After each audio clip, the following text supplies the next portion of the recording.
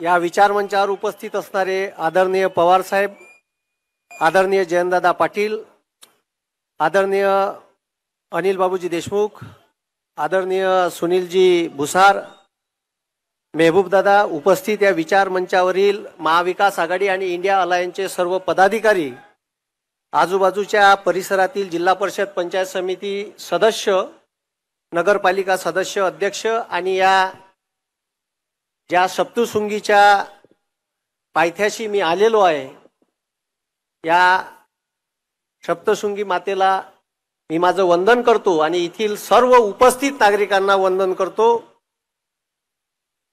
मी येत असताना पहिले विचारून घेतलं का हा भाग आदिवासी बहुल आहे का, तर हा भाग खरंच आदिवासी बहुल आहे। आणि आता साक्षराताईंनी सांगितलं का ज्या नावानं या भारताच्या एका स्त्रीला सन्मान दिला आणि आदिवासी राष्ट्रपती म्हणून नियुक्त केल्या, पण खरंच नावासाठी केल्या का खरंच त्यांना न्याय दिला, हे दाढीवाल्याला विचारा लागण आपल्याला। आणि तो दाढीवाला इतका बदमाश आहे,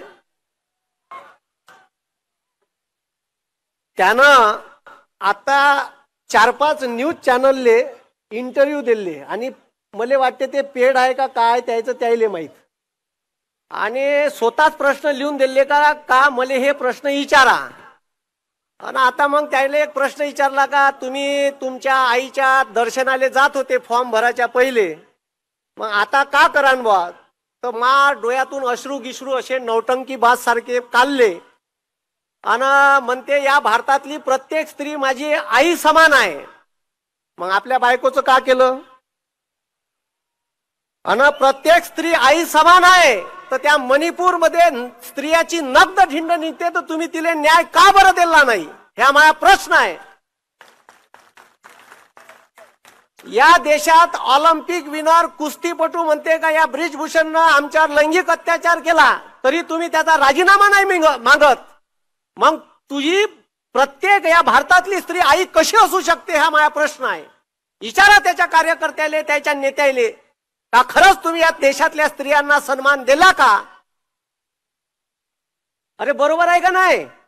आणि जर तुम्हाला भारत असा पाहिजे असन का आपल्या आया बहिण्यांची नग्न धिंड निघाली असन पाहिजे, तर ह्या चोट्याले मतदान नाही करायचं।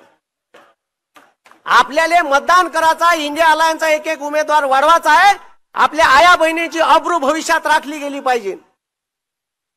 त्याच्यानंतर याने एक नारा दिला होता, ना खाऊंगा ना खाने दूंगा। हे चोट्ट काय म्हणे, ना खाऊंगा ना खाने दूंगा। यानं इलेक्ट्रॉल बॉन्ड मधून 6,000 कोटी रुपये जमा केले पक्षासाठी। तुम मुझे चंदा दो मैं तुम्हें धंदा दूंगा।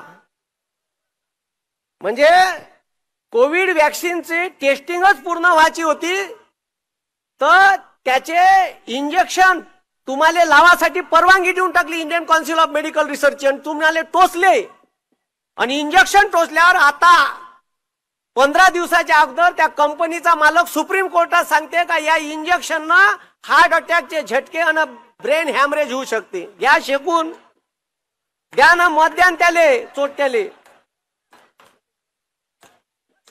आणि 2014-2019 हे बीजेपी या महाराष्ट्रामध्ये आतापर्यंत शिवसेनेच्या भरोशावर वाढली। कोणाच्या भरोशावर वाढली?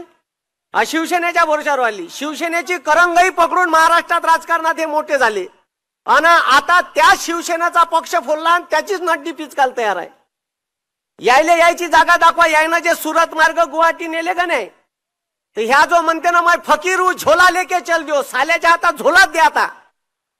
आणि त्याले कुठं पाठवा, तर ते 19ची निवडणूक झाल्यावर ते केदारनाथले गेलो होतं दर्शन घ्यायला, तिथं झोला घेऊन पाठवा। आणि तिथं ते समाधी गिमाधी घेतली होती त्यानं, हे समाधी घ्यायलाच गेलं पाहिजे, तिथं पुन्हा वापस नाही आलो पाहिजे। ते फकीर होतं, त्याला फकीर करा पुन्हा। त्यानं म्हटलं ना मैं फकीर हूं, तर आम्हाला फकीर नको करू, तू झाला तर चालते। बरोबर आहे का नाही? 100 स्मार्ट सिटी बनवीन म्हणे, एक नाही बनवली। हे तर सोडा, 100 स्मार्ट सिटीचा विषयच नाही। 2 कोटी रोजगार दिले का? होते ते गेले कोरोनात, गेले का नाही? आणि अनफड गवार पंतप्रधान बनवला तर आता झेला लागल ना. घ्या ना मग शिकून, त्याला बसवला आपण सत्तेत. यांना उद्योगपत्याचं, आता मी काही भाषणात सांगितलं का यांना उद्योगपत्याची 10,34,000 करोड रुपयाची कर्जमाफी केली. मी पुन्हा काल नेटवर सर्च केलं, 14,000 करोड रुपयाची, 14 लाख करोड रुपयाची कर्जमाफी केली या चोट्यानं उद्योगपत्याची. आणि या शेतकऱ्याची 1.5 लाख करोड रुपये कर्ज आहे जी, हे कर्ज माफ करायची सोय नाही आहे म्हणते. ह्या आणि आदरणीय पवार साहेब कृषी मंत्री होते, मनमोहन सिंग भारताचे पंतप्रधान होते, तेव्हा 72,000 करोड रुपयाची कर्जमाफी त्यावेळेस 2009 केली. मी आता काही भागात फिरून राहिले, इकडून द्राक्षाचे ठीक आहे बगीचे वगैरे आहे, काही ठिकाणी केळीचे दिसले मला, काही ठिकाणी डाळिंबाचे दिसले. हे फळबाग लागवड योजना ही महाराष्ट्रात सुरू करणारे माणूस आहे आदरणीय पवार साहेब. आणि त्याच्यावर जे सबसिडी भेटते ड्रीपवर, तुषार सिंचनावर, हे पवार साहेबांनी चालू केली. यानं का केलं चोट्यानं, त्याच्यात काड्या केल्या. पहिले जर सबसिडी एका हेक्टरले जर तुम्हाला ड्रीप घ्यायचा आहे तर ते 1,20,000 रुपयाची होती, तर 50% सबसिडी असेल तर कास्तकाराला शेतकऱ्याला 60,000 भरा लागे. हे म्हणते चोट्ट पहिले 120 भर आणि सँक्शन झाली का तुझ्या अकाउंटवर येईल, आणि नाही झाली तर उरावर घेऊन बस. म्हणजे पुरा शेतकऱ्याचा सत्यानाश केला. आणि तुम्हाला सांगतो ठीक आहे, हे येऊन जाऊन नेहरूवर म्हणते का केलं काँग्रेसनं. अबे जे इकून राहिले ते काँग्रेसनं केलं, बरोबर आहे का नाही. हे तुम्ही जे इकून राहिले काँग्रेसनं का केलं. हे बीजेपीचे जेवढे नेते आहेत ते काँग्रेसच्या शाळेत शिकले, बरोबर नाही का. आणि जर काँग्रेसनं शाळा बांधल्या नसत्या तर मतदान का संडासात करायला गेले असते का. अरे हे काँग्रेसनं केलं आहे ना, तुम्हाला ऍक्सेप्ट करायला लागेल ते. आणि म्हणते हे अनपढ गवार आहे, नेहरूवर टीका करते. तुमची लायकी नाही आहे नेहरूवर टीका करायची. नेहरू कॅम्ब्रिज युनिव्हर्सिटीतून डिग्री घेऊन आली आहे, याची डिग्री डुप्लिकेट आहे साल्याची. त्याच्या स्पेलिंग युनिव्हर्सिटीचं स्पेलिंग बरोबर नाही. 78ची डिग्री 93चा फॉन्ट आहे, आणि डिग्री अशा विषयात केली एंटायर पॉलिटिक्स या नावाचा विषयच नाही आहे भारतात. अरे मग यायचा तडीपार सोबती आहे, तो डिग्री घेऊन येते. त्याच्यावर 8-8 वर्षाच्या केसेस आहे. यायना आतंकवादी संसदेत नेले आहे. ते साध्वी प्रज्ञा सिंग 8 वर्ष जेलमध्ये होती. मालेगावच्या मस्जिदीसमोर बॉम्बस्फोट केला, तिच्या नावाने एमएटी होती ते, ज्याच्यात बॉम्ब भरून आणले होते. आतंकवादी नेले ना जी. तुम्हीच पहा का मतदान करायचं कोणाले. म्हणून या देशाची लोकशाही वाचली पाहिजे. ठीक आहे, असा पंतप्रधान निवडून दिला आपण का तो आपलं पोरग अग्निवीर नावाची भरती आणली का नाही. हे आता हे 75,000ची भरती काढली महाराष्ट्र शासनानं. तलाठी बनायचं असेल तर 1,000 रुपये फी, आणि या देशात कलेक्टर बनायचं असेल तर 100 रुपये फी आहे. कुठं न्याय मागायला जायचा सांगा. आम्ही किती वेळा म्हणलं का फी 1,000 रुपये जास्त होते. एक पोरगा 8 परीक्षा देऊन राहिला, आणि 8 परीक्षेचे 8,000 रुपये कुठून आणतो ऍट ए टाइम. त्या अग्निवीर नावाच्या भरतीमध्ये पोरग 17 वर्षाच्या बॉन्डवर लागे. हे भरतीत पोराले पेन्शनची सुविधा होती, कॅन्टीनची सुविधा होती. तुमचा पोरगा शहीद झाला तर गावात तिरंग्यात लिपटून येत होता, त्याला मानवंदना देण्यात होती. सब ढोबर बंद केलं मोदीनं. आणि मोदी काय म्हणते 19व्या वर्षी तुमचं पोरग लागन, 23व्या वर्षी रिटायर्ड होईल. 23व्या वर्षी रिटायर करणारा आहे. लग्नाच्या वयात रिटायर करणारा एकमेव पंतप्रधान भेटला दाढीवाला. द्या ना त्याला मग, घ्या ना शकून. त्याला 430चं सिलेंडर महाग वाटत होतं, चोट्यानं 1130 केलं. इलेक्शनचं वर्ष आहे तर 200 कमी केले. वरून म्हणते कमी. अबे पण 9 वर्ष वकरलेन साल्या. कुठं टॅक्स नाही लावला जी. अन्नधान्यावर 5% टॅक्स लावून टाकला 30 किलोच्या कट्ट्यावर.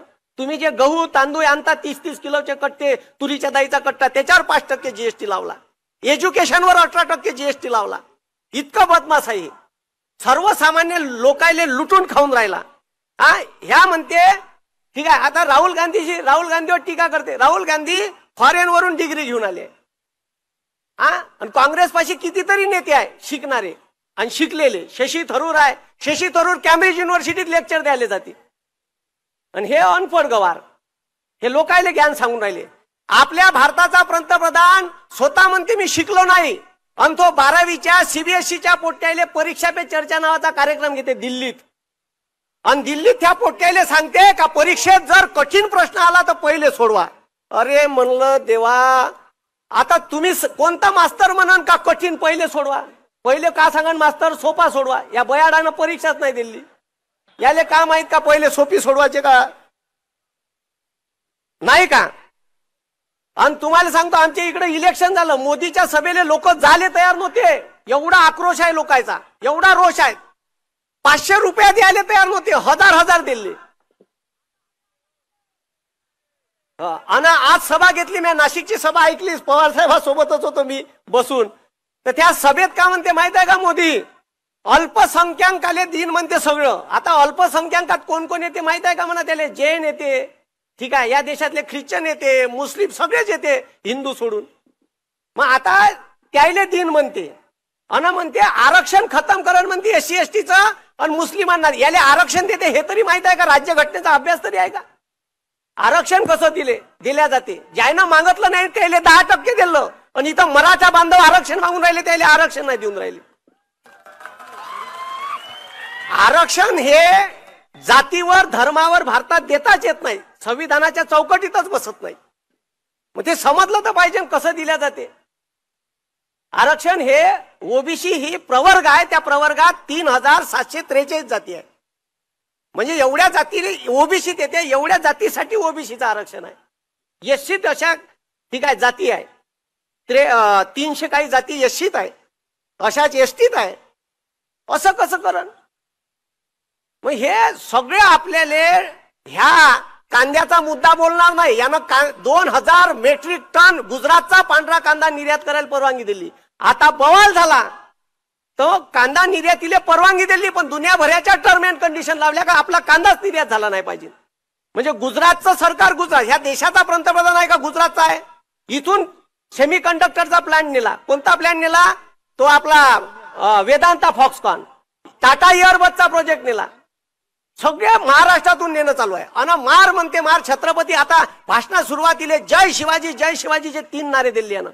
आणि कार्यमनातून ते अरबी समुद्रात छत्रपती शिवाजी महाराजांचं स्मारक उभाराचं मार उद्घाटन करायला आलता.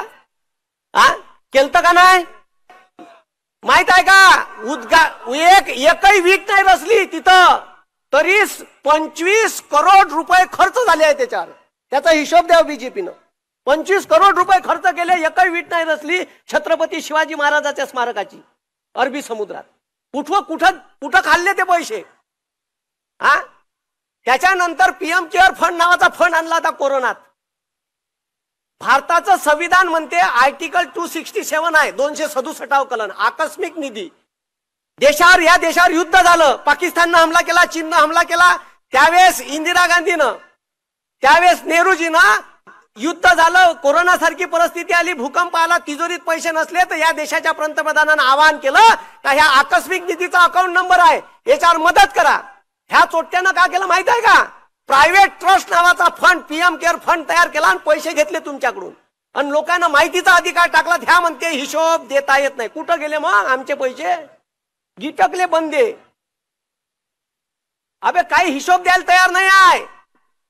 आणि आता या इलेक्ट्रॉल बॉन्डचा घोटाळा करोडो रुपयाचा करून ठेवला.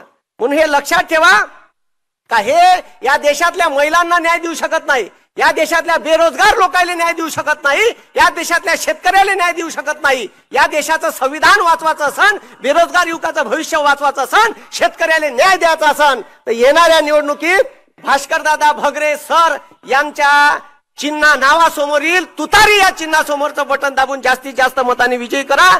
ठीक आहे, मी एवढंच बोलतो आणि माझं भाषण संपवतो. धन्यवाद. जय हिंद, जय महाराष्ट्र. महाराष्ट्रातील सर्व बातम्यांचे विश्वासार्ह व्यासपीठ. सकाळच्या सर्व सोशल मीडिया प्लॅटफॉर्मला लाईक, फॉलो आणि सबस्क्राईब करा. तसंच सर्व नोटिफिकेशनसाठी बेल आयकॉन प्रेस करायला विसरू नका.